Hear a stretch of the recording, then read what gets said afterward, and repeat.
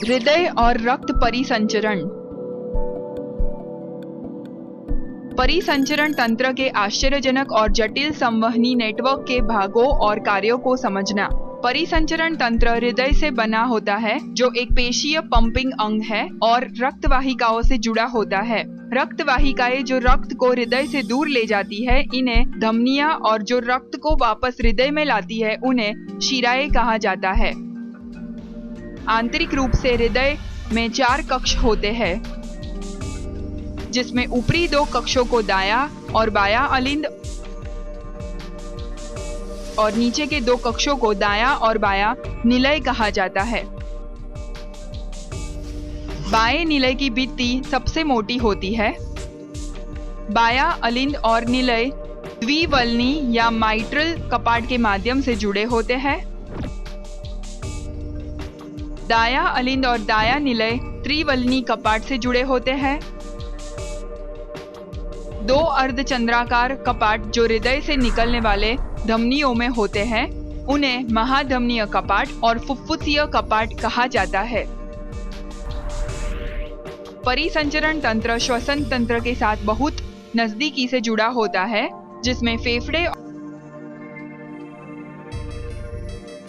और शरीर अमाशय के ऊतक शामिल होते हैं। हृदय में रक्त के प्रवाह को समझने के लिए हम दाहिने अलिंद का निरीक्षण करते हैं, जो ऑक्सीजन रहित रक्त प्राप्त करता है और जो त्रिवल्नी कपाट से होकर दाहिने निलय में प्रवेश करता है। दाहिने निलय से रक्त फुफ्फुसीय धमनी के माध्यम से बहते हुए फेफड़ों तक पहुंचता है। फेफड़े का एक सरलीकृत रूप यह दिखाता है कि वायु कूपिका से ऑक्सीजन रक्त में विसरित हो जाती है।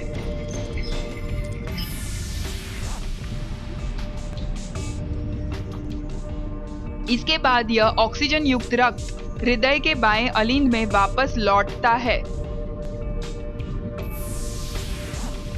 ऑक्सीजन युक्त रक्त बाएं अलिंद से बाएं निलय में द्विवल्नी कपाट से होकर जाता है। यह ऑक्सीजन युक्त रक्त बाएं निलय से पंप होकर महाधमनी के माध्यम से शरीर के सभी भागों में चला जाता है।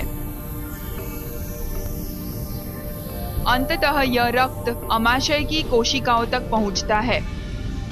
यहाँ ऑक्सीजन विसरित होती है और रक्त ऑक्सीजन रहित हो जाता है। यह ऑक्सीजन रहित रक्त बाद में हृदय के दाएं अलिंद तक वापस लाया जाता है। मनुष्यों में रक्त के प्रवाह के 2 परिपथ होते हैं। एक छोटा फुफ्फुस परिपथ, जिसमें वायु कूपिका और हृदय होता है, और दूसरा क्रमबद्ध परिपथ, जिसमें हृदय और शरीर की कोशिकाएं जैसे पेट की कोशिकाएं होते हैं, और इसलिए दोहरा परिसंचरण कहा जाता है। सारांश: मानव परिसंचरण तंत्र में रक्त, जिसे एक पंप हृदय होता है, और रक्त वाहिकाएं होती है। हृदय निरंतर पंप होता है